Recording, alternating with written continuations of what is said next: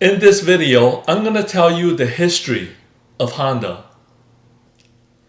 I wrote this back in 1998 and I hosted on a website called GeoCities. Some of you old timers will remember GeoCities. This was back in the old days of the internet. And around 2009, GeoCity shut down. So I lost this website. And good thing I made screenshots. Now, where are the original files? They're somewhere on a 3.5-inch disc, if I can find them. Even if I do find the original files on 3.5-inch disc, there's another problem. How do I transfer it to a modern computer? But that's a story for another time. So what I'm gonna do is read the story to you. I will try to keep this video entertaining by putting some pictures in. Not the original pictures, but new pictures I grabbed from the internet to kind of help keep this story going. The source for all this information is on 2 books. The first book is titled Honda Motor, The Men, the Management, and the Machines by Tetsuo Sakiya, published in 1987, Tokyo, Japan. I bought this book on a trip to Japan in the 90s, and this book was already in English, and that attracted me to the book because it was easy for me to read. 95% of the information that I'm going to read to you is from this book. The second book is titled Honda, The Man and His Machines. The author is Sol Sanders and is published in Boston in the US, 1975. I borrowed this book from the library back then, and I was able to pull a little bit from this book, mostly because some of the information were duplicate. And I wanted to provide a history of Honda Motor Company rather than just talk about the products that they create. Both of these books are not in print anymore, so maybe you can find them on eBay or at a used bookstore. I'm not a TV personality or have a radio voice, but I'm gonna do the best that I can to read this story I written many years ago that's currently on a screenshot. And hopefully my communications will be sufficient enough to tell you the story on the history of Honda. Chapter 1, the early years. So Ichiro Honda got his first job at a Tokyo auto repair shop in 1922 after only about 8 years of schooling. As a 15-year-old boy from a small town, he was glad to see as many as 10 cars on a busy day. He was hired as a mechanic assistant, but his job turned out to be a babysitter for the owner's young children. Honda had dreams of becoming an expert auto mechanic, and he never got that chance. Being frustrated, he packed his bags, quit his job, and left the big city. When the shop needed help 6 months later, they called Honda back to assist with auto repairs, and finally he got the opportunity he was looking for. Then an earthquake flattened Tokyo, sending all the repair shop mechanics back home except for Honda and a senior mechanic. This proves to be an excellent opportunity to receive a thorough one-on-one training. To Honda's fortune, the owner of the auto repair shop loves auto racing and encouraged Honda to use his free time to build race cars after hours at night.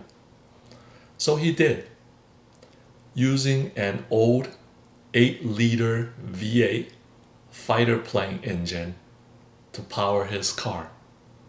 The car had a maximum 100 horsepower at 1400 RPM and wooden spoke wheels. Honda would continue to experiment with various designs and concepts. He would test these ideas every chance he had at a local racetrack. These include tilting the engine for better weight distribution in oval tracks, supercharging heat conducting metals to dissipate heat from the engine, and was the first to add an auxiliary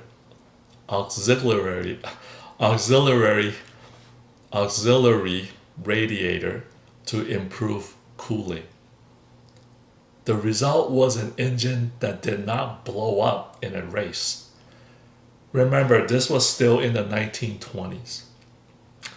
In Honda's first race in Japan on July 1936, he led with an incredible speed of 75 miles per hour, only to tangle with another car near the final lap and crash.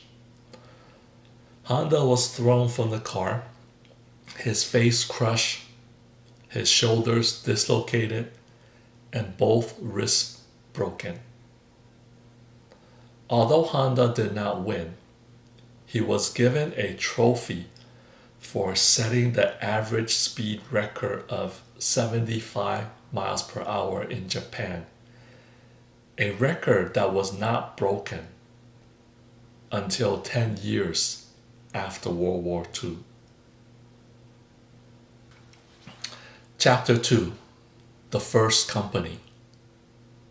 In 1937, Soichiro Honda started his first company called Tokai Seikei Heavy Industry, TSHI, to manufacture piston rings. With its first business, his first business, Honda experienced many failures in experimenting with die casting techniques. He would spend days and nights working in the company that his wife had to stop by the factory to cut his long, straggling hair.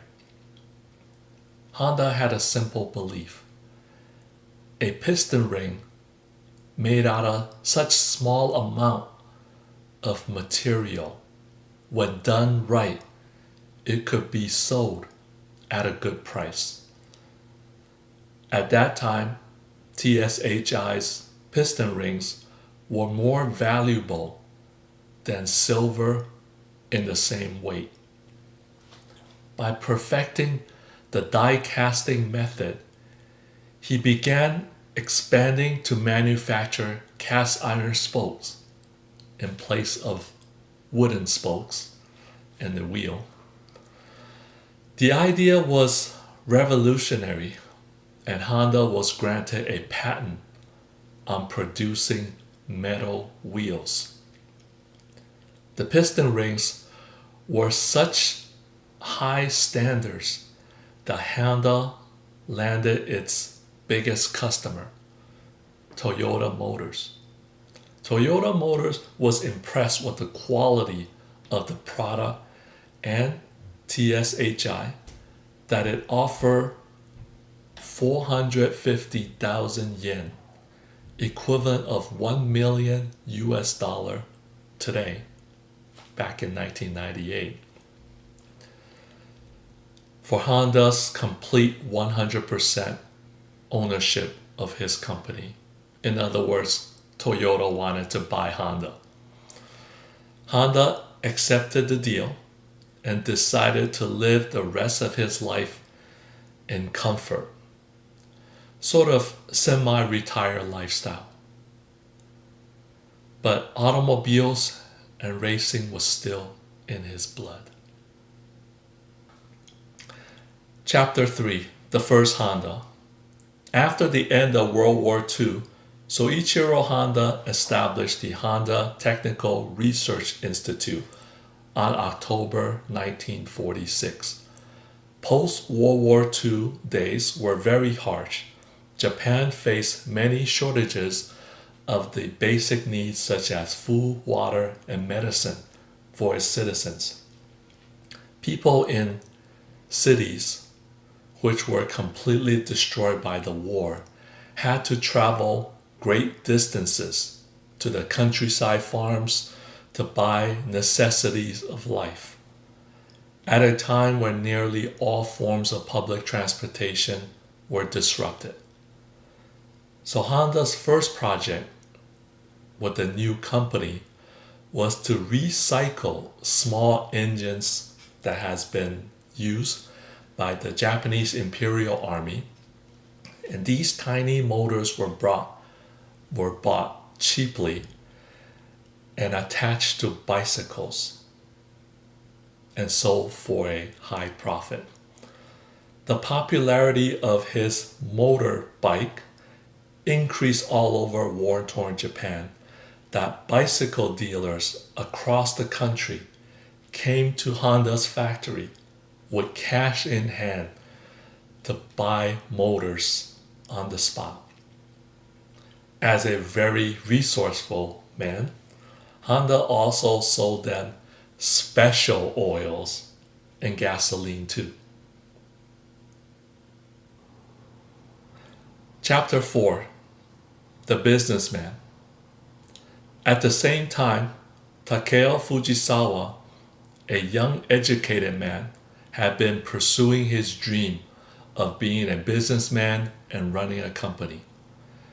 Interrupted by the war, he had to enlist in the Japanese Imperial Army on December 1930, as all males were required to do. By volunteering, it was possible to get out after 1 year of service instead of 2 years. Fujisawa was assigned to the command dealing with Russian affairs in Asia, and he was never interested in the war, and he would fill his bag with books to kill time. A non-commissioned officer found his belongings and placed him under arrest. The military regarded such person of having thoughts to be dangerous to Japan. Fujisawa was shocked. He had always believed that the military was supposed to protect its people. After this incident, he began to think otherwise. Chapter 5, the man and the management. During the war, Fujisawa was told of a brilliant young inventor named Soichiro Honda. Somehow, the name remained in Fujisawa's mind. Word got out in the summer of 1948 that Honda was looking for a backer. And Fujisawa responded, "I'll do that." This was the opportunity he was looking for. The meeting between the two men took place in Tokyo in 1949. No one wanted to invest in Honda's company because investors want a quick return for their money, something Honda did not agree with. Fujisawa said to Honda, "I don't have the money now, but I will find what you need to launch your technology." The two men agreed to a deal, and both dream very big in the future of their discussion. Honda in technology and Fujisawa in business. I will work with you as a businessman, but when we part, I'm not going to end up with a loss. I'm not talking about only money. I hope I will gain a sense of accomplishment and satisfaction. Quote from Honda. Chapter 6. The Machines. The first prototype motorcycle was completed on August 1949. It was a 98cc two-stroke engine at a maximum of 3 horsepower. Celebrating this accomplishment over some homemade sake with 20 employees, someone said, "It's like a dream."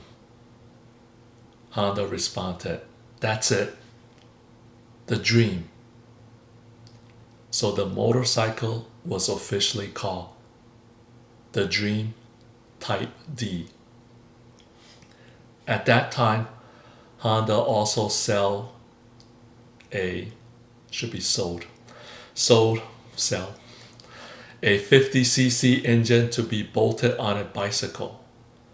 Fujisawa had a plan to promote the Dream Type D at any retailer that wanted to sell it to become an exclusive Honda dealer and could not sell any other brand. If they wanted to sell other brand of motorcycles, they were only limited to the 50cc engine to be mounted on the bike, not the 98cc Dream Type D motorcycle. There were many weaknesses in the Dream Type D. The first was power. The second was sound. Yes, sound. One of Honda's engineers had a plan. Kiyoshi Kawashima, later destined to be president after Honda, a fellow speed freak, was instantly hired by Honda, mostly because they share a common interest in racing. In 1951, Kawashima presented the Type E, a 146cc revolutionary 4-stroke overhead valve engine with an output of 5.5 horsepower. The 4-stroke engine produced a lower sound, unlike the high-pitched sound of the Type D. That gave the customer that motorcycle feel and power. On a test run on the mountains of Hakone, the Type E was able to outrun a Buick with Fujisawa and Honda in it following behind on a mountain road. The customer demand boosts production to a massive 900 units a month. In 1950, there were 200 In the 1950s, there were 200 motorcycle manufacturers. And before the decade was over, there were only 4. And still remaining today. Again, today meaning 1998. Yamaha, Suzuki, Kawasaki, and Honda. Many manufacturers eventually went out of business because the lack of ability to develop effective engines. Many believe that the Honda Type E led to their end for the other manufacturers.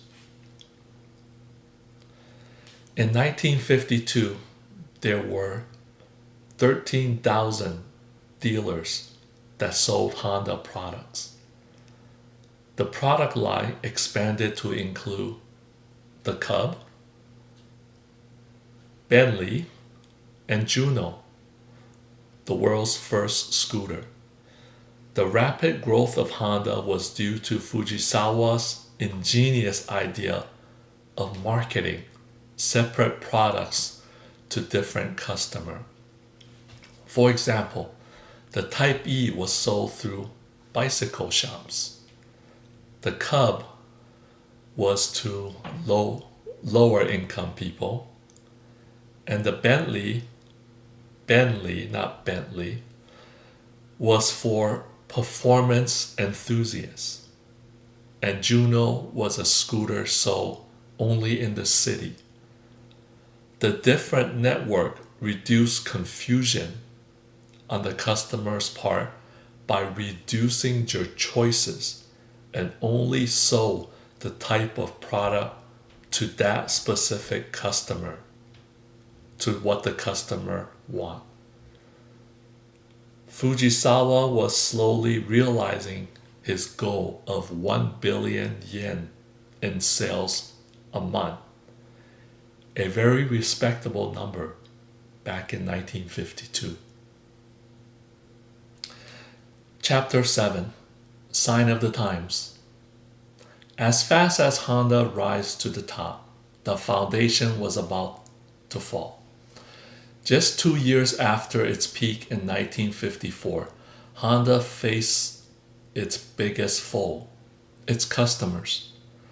The Japanese customers was no longer satisfied with Honda products. The Cub's bolt-on engine design, once a revolutionary design, now become obsolete.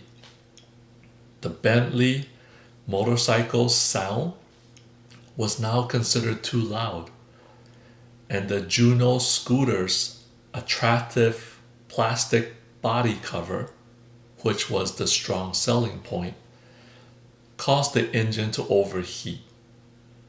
The Type E was bored out to 225cc to satisfy customers' demand for more power and suffer fuel combustion problems as the carburetor and displacement size was just different.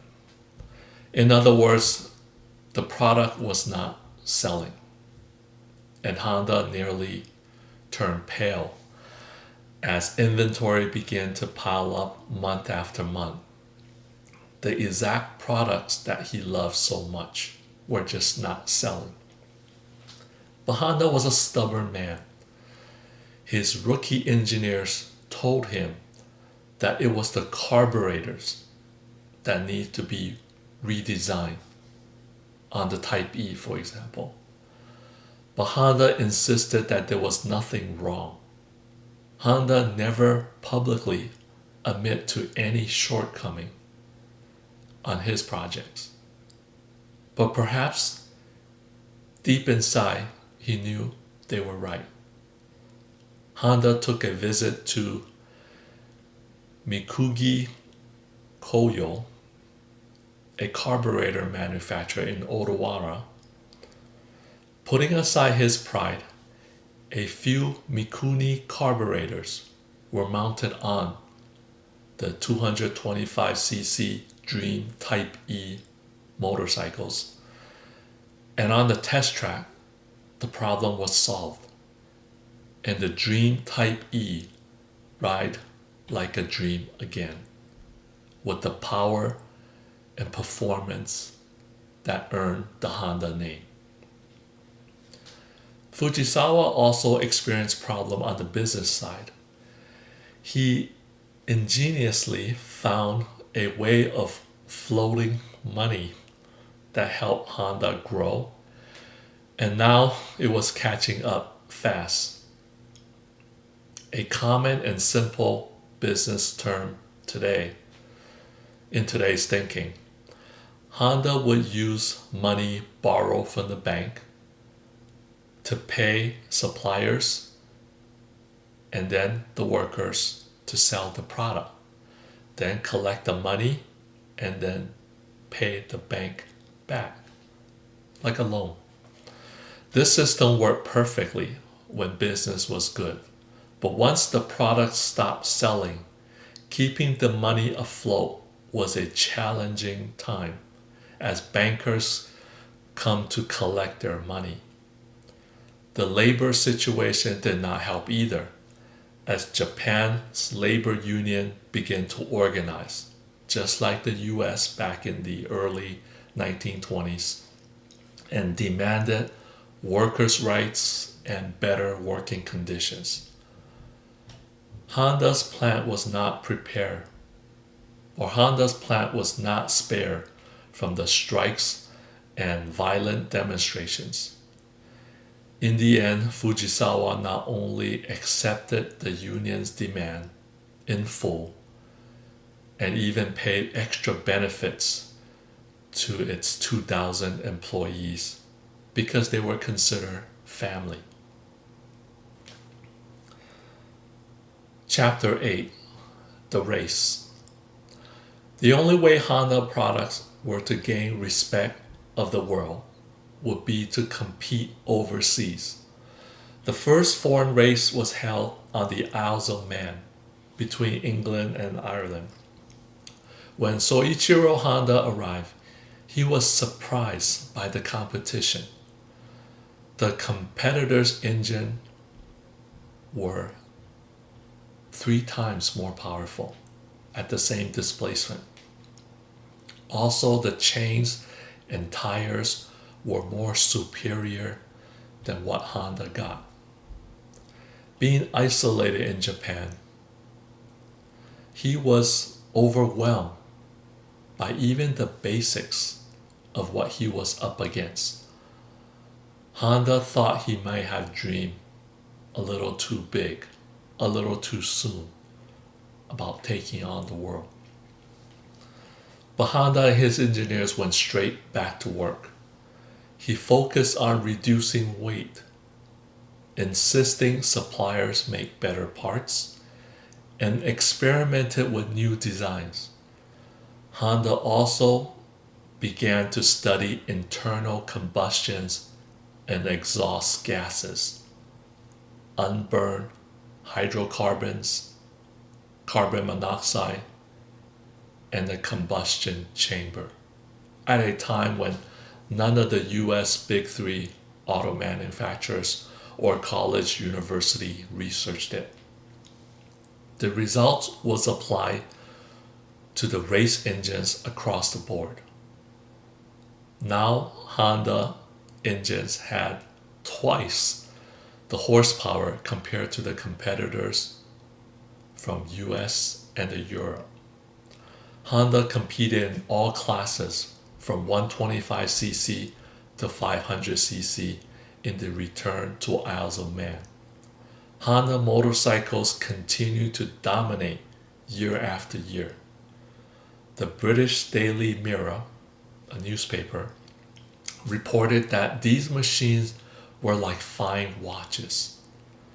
Honda was joyous of the result and said that the Isles of Man race opened the way to become a world enterprise and selling our products internationally. Chapter 9: The Foreigners. The results at the racetrack were never accomplished alone.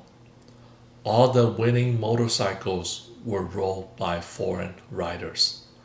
Honda paid these riders 5 to 6 million yen, which was about 10 times the normal amount. These hotshot riders were very demanding also, especially on their motorcycles. Every little imperfections they complain about. The riders would sometimes deliberately trash their motorcycles to prove the point. This proves to be an excellent opportunity and challenge for Honda engineers. And Honda engineers listened, rethink, redevelop their designs until the riders were satisfied. Honda later claimed that the Japanese riders were a little too humble with respect and often never criticized their design. So engineers never knew what worked and what didn't work. Would these foreign riders, Honda engineers, learn, develop, and raise racing to a new standard? Chapter 10: The Christmas Holiday. The success of the company brings in new wealth for Honda and Fujisawa. They travel through Europe as tourists and just enjoy their accomplishment. Honda still have his mind on racing and winning trophies. But Fujisawa realized something. He noticed a large number of small 50cc motorcycles from German makers such as Kleidler and Lambretta. Sorry for the pronunciation. Fujisawa was convinced that the same trend would hit Japan as it did in Europe because both have very narrow streets. He knew that the product would be a hit. A year later, the Super Cub moped was presented. Many refer the Super Cub as the moped world of the Model T to Ford. Production quickly climbed to 30,000 a month at a time when only 20,000 a month for two-wheel cycles were sold in all of Japan. The Super Cub was revolutionary. Its 50cc engine produced a whopping 4.5 horsepower, which is about 9 times the output of the same displacement. The Juno's attractive plastic cover body was adopted, and the configuration made it very easy for women to ride when dressed in a skirt because of the step-through design. The Super Cub also includes many convenience features such as an electric starter, low maintenance engine, and a basket. To meet this incredible goal of 30,000 units a month, a new mega factory in Suzuka City was built. It was once the world's largest motorcycle factory. Chapter 11: The Dream Continues. The Dream Type D in 1951 incorporated with a revolutionary overhead valve design. This allowed it to increase engine RPM speed, but the increased speed created another problem for the intake and exhaust valves. By moving the valves on top closer to the engine, it would reduce lag with opening and closing of the valves, therefore increasing engine response. In 1955, the Dream Type S with overhead cam was introduced. It was a motorcycle with quick performance and nimble response, and offers riders the thrill of a true motorcycle. Chapter 12: Going Overseas. With the success of Honda motorcycles in Japan, the most obvious next step would be to establish markets in countries similar and close in distance to Japan. The managers at Honda concluded that Southeast Asia would be the next step, but Fujisawa disagreed and believed that US, the United States, is where Honda need to be at next because it's the world's largest economy. If a product is not good enough to be in the US, it stands no chance to be elsewhere in the world. Not satisfied with the work of trading companies, not satisfied with the work of trading companies selling Honda without support, Fujisawa wanted a full Honda control dealer network in the US. The Ministry of Finance and the Ministry of International Trade of Japan refused to grant Fujisawa permission for Honda to export. MITI, acronym in short, cited that the company have not earned enough foreign currencies while spending a lot of it on machine tools. Fujisawa asked a friend that was in the Japanese House of Representatives to persuade MITI to reverse this decision. Fujisawa pleaded by saying, "I'm absolutely dedicated to developing the American market on our own. Let us spend foreign currency one more time. This is going to be good for Japan." Soon, American Honda Motor Company was established on June 1959 in Los Angeles, California. Chapter 13, The American Honda. All of Honda's top products were brought over to the US, the Bentley, the Dream, and the Super Cup. But they did not do very well. Why? Because Americans were enjoying great prosperity after World War II, and the demand for cars, not motorcycles, was increasing. So an aggressive advertising campaign by a Los Angeles marketing firm took the job of promoting Honda products.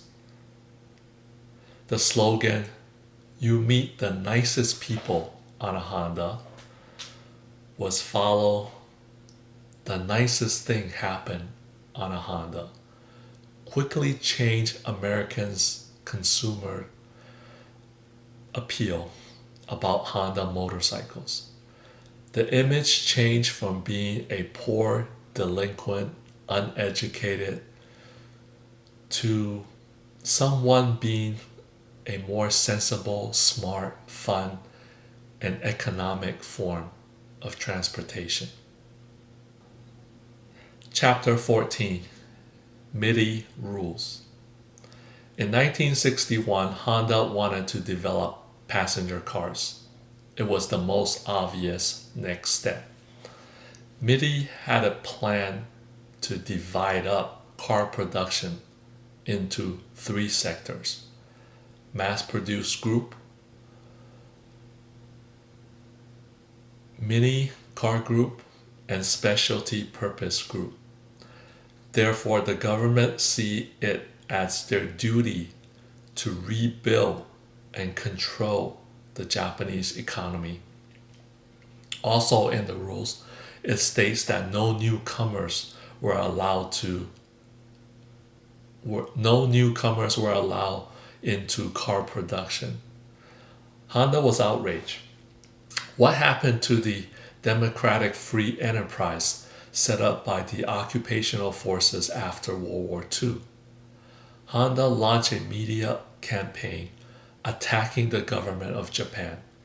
MITI argued that too many car manufacturers would increase competition and therefore force Japanese companies to go under. MITI argued that this would reduce their chances of any success selling in the US market.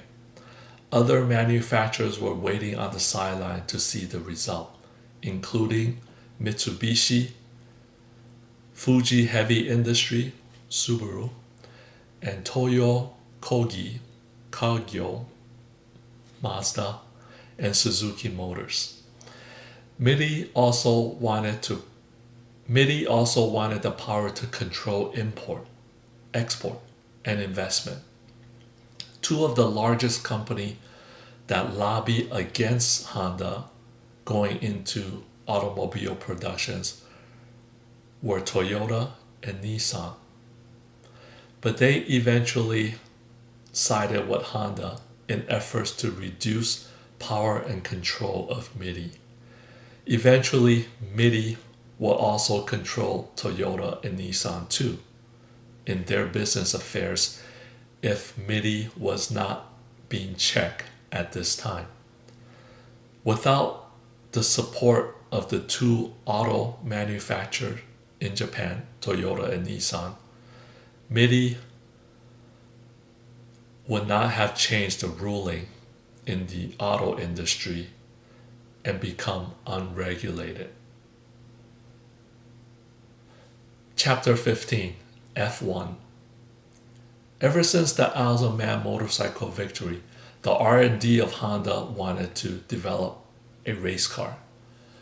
With MIDI's approval to build four-wheel vehicles, Honda engineers jumped at the chance.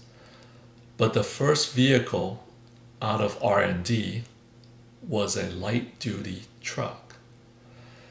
The Honda T260 truck with a maximum of 30 horsepower and a top speed of 63 miles per hour. By Japanese standards in the 1960s, this was a sports truck. The second car was considered to be an ultra performance S500, a two-seat convertible roadster similar to the British MG.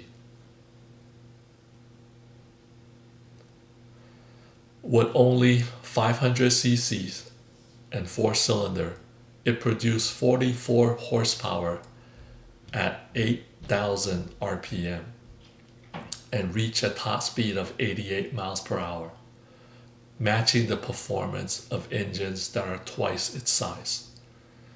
This was followed by even more potent 57 horsepower S600, which was exported overseas.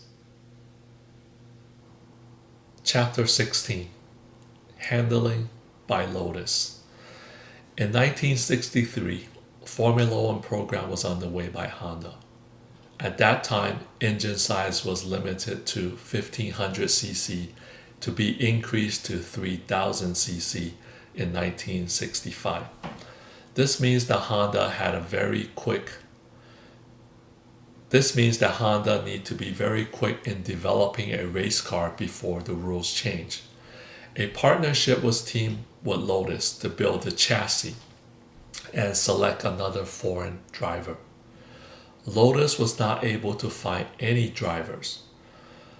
Honda's F1 manager, Yoshiro Nakamura, at the time said that they would never consider a Japanese driver because they lacked the skills and experience. The stable of motorcycle riders for Honda had experience but could not make the cut. Therefore, Honda had to select someone new, an American. 3 months before the Monaco Grand Prix, Lotus was forced to cancel the deal with Honda because it just received financial support from Jaguar Motor Company, and Jaguar was also competing in the Monaco Grand Prix. Therefore, forcing Honda to develop its own chassis for its engine. The 12-cylinder RA271.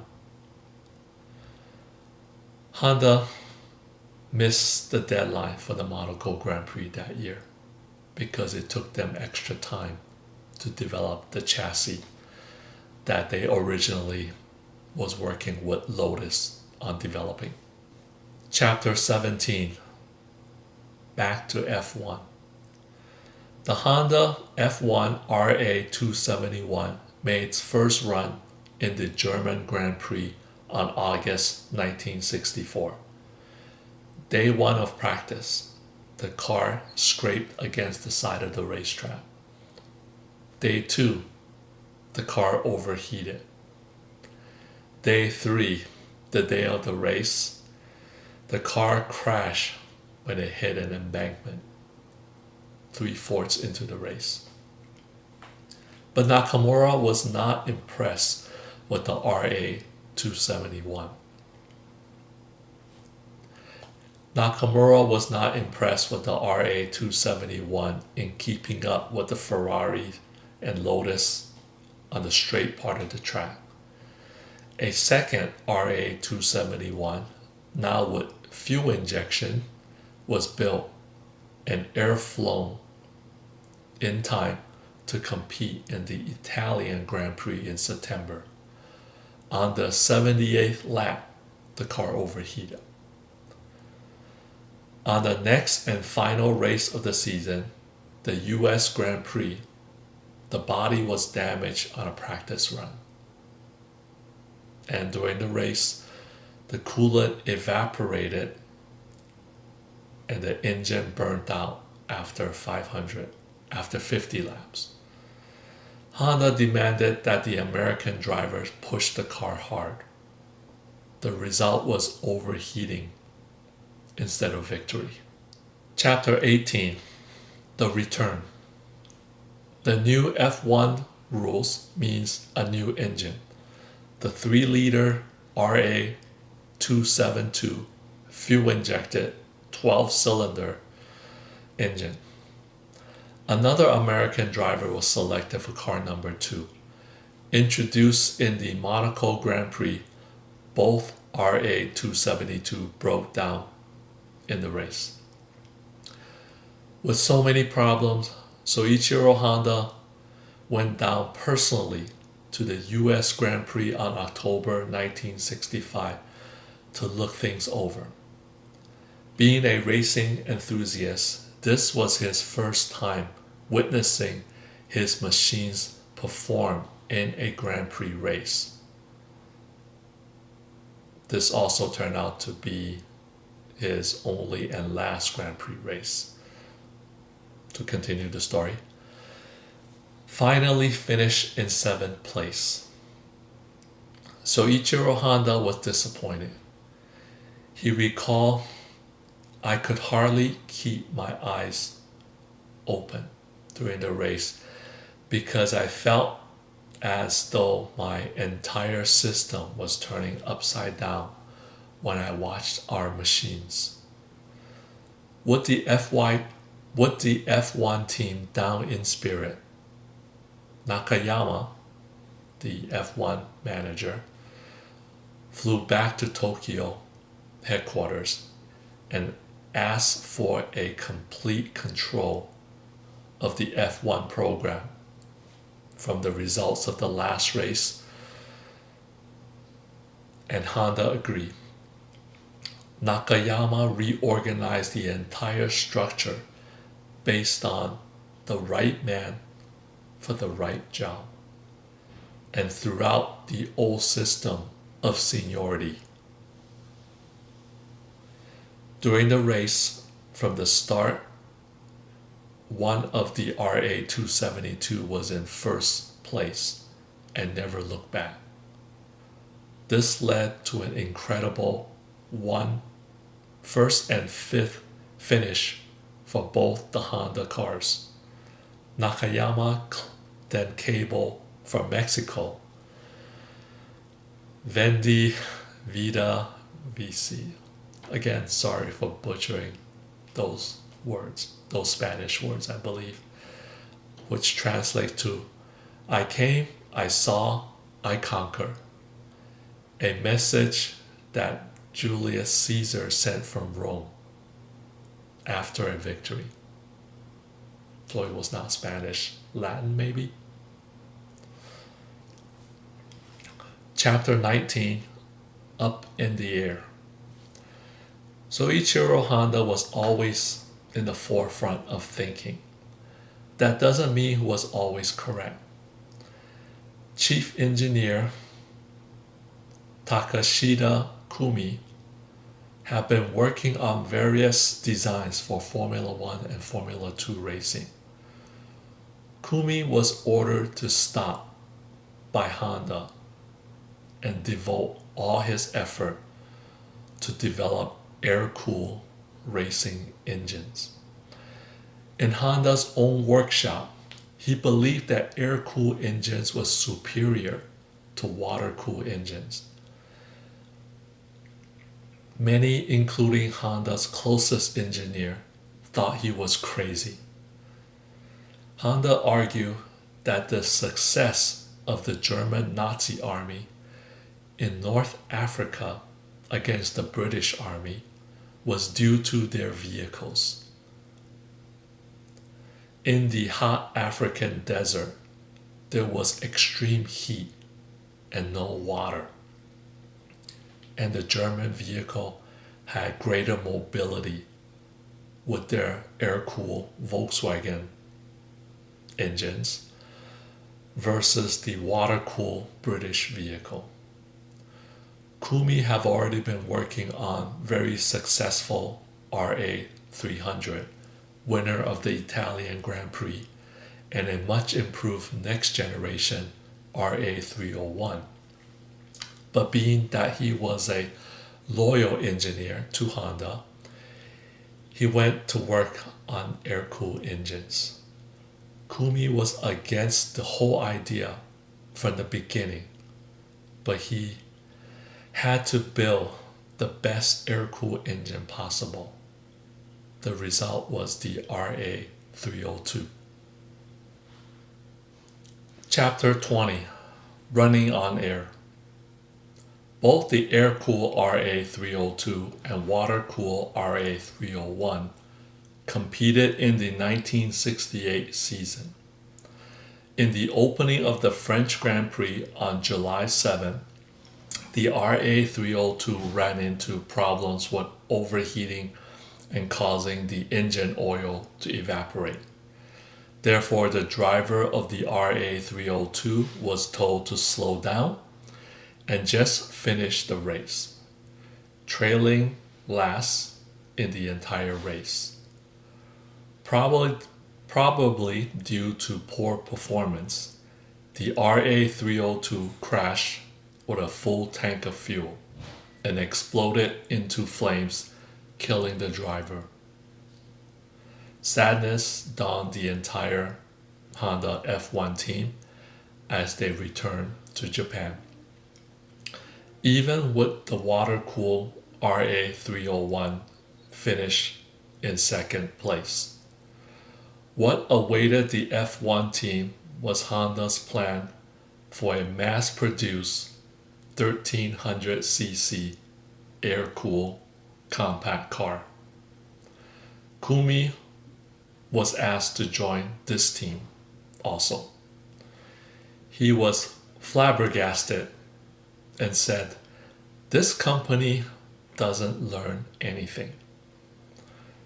Soichiro Honda was convinced that all production cars in the future should be air-cooled and order all R&D development pertaining water-cooled engines to stop.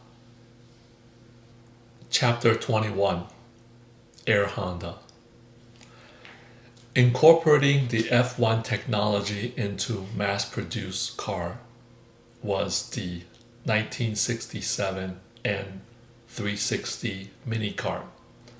It's a high-performance two-cylinder air-cooled engine producing 31 horsepower and a top speed of 72 miles per hour. This car was unconventional in which that it was front-wheel drive. Honda believed that front-wheel drive did not require the long, heavy drive shaft. This would save space and reduce weight for better performance. It was the first front-wheel drive car in Japan at a time when Europeans were still studying the concept. Since then, all Honda cars sold in the US to date have been front-wheel drive, except for the Acura NSX and the Honda Passport at that time was actually Isuzu Rodeo, and the Acura SLX, which is also built by Isuzu. Again, this was written many decades ago. The N360 was an instant success, as many Japanese traded their Honda Super Cub scooters for their first chance of owning a car.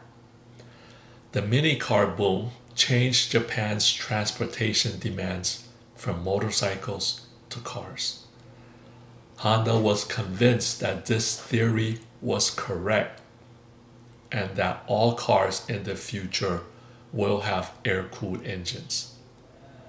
The success of the N360 convinced Honda that he was correct. Chapter 22: Them versus Him. Many of Honda's best engineers disagreed with Soichiro Honda and believed his ideas were dangerous to the company. After working on Honda's air-cooled engine ideas, these engineers would sneak away late at night to work on their own water-cooled engines. And Honda knew his engineers were working behind his back. But Tadashi Kumi, master air-cooled engineer of the RA302, which ended up in flames, killing the driver, rallied the rebel engineers to continue Honda's project of air-cooled engines. Kumi was dead set against air-cool, but his loyalty for his boss made him work even harder. The Honda 1300 air-cool was introduced in 1969, incorporated the Honda thinking of rev up for more power, which was a marketing slogan, produced an incredible 100 horsepower at 7,200 RPM and a top speed of 110 miles per hour, unheard of in Japan's automotive history. The Honda 1300 features the use of aluminum and dual dyno air cooling, which resolved many of its cooling and noise problems with air-cooled engine. Fujisawa was impressed with Honda's brilliance and had pointed out that the 1300 was a technology overkill and the company was losing money on every air-cooled engine it sold. Chapter 23: Death in the Air. The US Congress passed the Clean Air Act, mandating automakers to follow a strict guidelines on emission control. This law was to go into effect in 1975. Kawashima, now senior managing director for Honda, approached Fujisawa about this issue. Till now, Fujisawa stayed out of all technical and engineering issues. Kawashima reasoned with Fujisawa that the boss, Honda, said that this could be done to meet the US Clean Air Act with an air-cooled engine. But in his own words, that's impossible. We may be able to do it with a water-cooled engine. Unless we stop working on air-cooled engines now, it will be too late. The Honda engineer's cry was heard. Fujisawa met with Honda over dinner. The two men exchanged many hard words about the future of Honda. The discussion was settled when Fujisawa asked Honda if he wanted to be president or engineer. Honda replied, "I should continue to be president." Fujisawa then said, "Then let your engineers do their job." And Honda agreed. Both men then celebrated in the Honda tradition over sake and singing karaoke.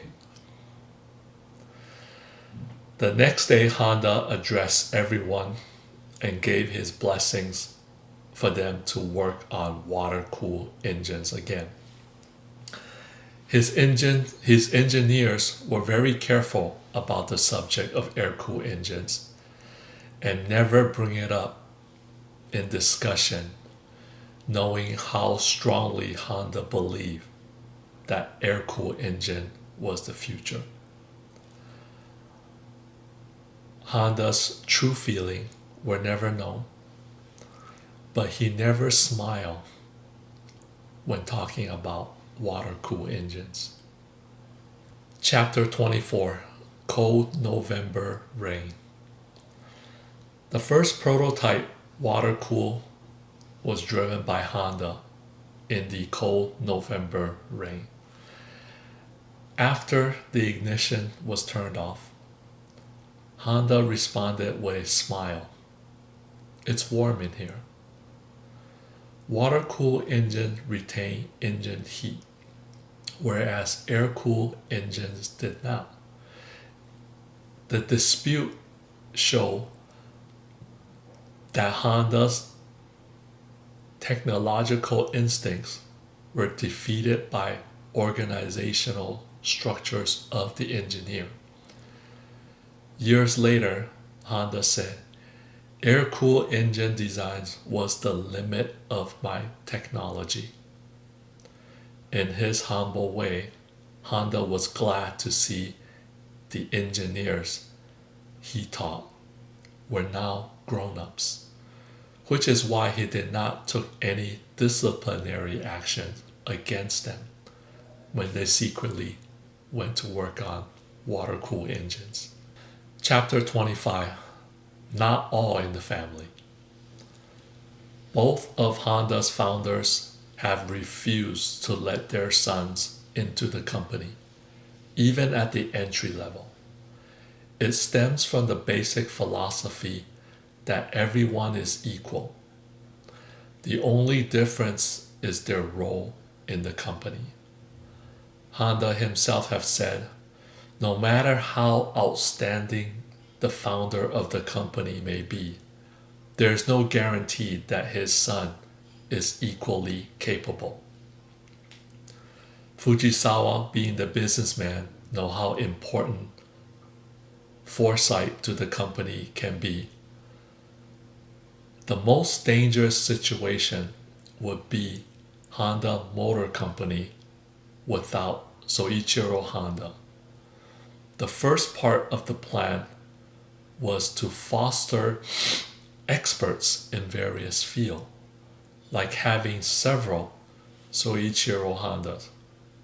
These experts were given complete autonomous status to run Honda R&D. The center harbors creative thinking with a theme to research on each day. Fujisawa wanted to make as many Soichiro Honda as possible before Honda steps down. Chapter 26, Life and Civic. The R&D Center's first mission was to meet the new emission laws set by the U.S. Congress with passing of the Clean Air Act. Many automakers, U.S. and foreign, believed that would not be possible by 1975 deadline, but Honda's experts never gave up. They believed that the problem should be solved by source. They believed that the problem should be solved at the source by cleaning up what was going on in the combustion chamber rather than at the end, the tailpipe. The result in 1971 was a concept of compound vortex control combustion, CVCC engine. This lean burning engine reduced hydrocarbons and carbon monoxide to the acceptable 1975 levels without the use of a catalytic converter. This makes Honda the first auto manufacturer to meet the strict emission standards at the same time without downgrading engine performance to achieve the same result. The engine was dropped into the new Honda Life, a mini car that replaced the air-cooled N360 that was introduced in 1967, and a new version of the CVCC engine called CVCC2 was introduced with exhaust gas recirculation, EGR. By sending part of the exhaust gas back into the combustion chamber, which lowered the combustion temperature to produce an even more powerful engine with quicker response. The CVCC2 was placed in the bigger car to be exported all around the world. And the new global design, 1973 Honda Civic. The Civic was a world success and is credited as the car that bring Honda as the leader of technological forefront. It also gave Honda a presence as a major automotive manufacturer in the US. Chapter 27, final chapter, The Last Dance. On October 1973, both Soichiro Honda at age 66 and Takeo Fujisawa, age 62, retired from Honda Motor Company. Senior Managing Director Kawashima assumed the position of president. Honda opened an office in downtown Tokyo to keep him busy dealing with issues of technology and philosophy through the Honda Foundation. Honda once said, "Life is not worth living if one cannot do what one likes the most." What I fear is that no matter how well things are going now, there's no guarantee that they will continue to go well forever. In this changing world, it is odd to decide everything for the future at this time. If a decision is left open, one can be flexible to the future changes. In this sense, I do not make a will and will die of a quiet death, because I believe that the basis for prosperity is not to predetermine what the future of Honda Motors should be. Soichiro Honda died in 1991. There has been no documentation on when Fujisawa passed away. And this is it, the history of Honda. I hope you find this video informative and entertaining. And thank you for watching. I'll see you at the next video.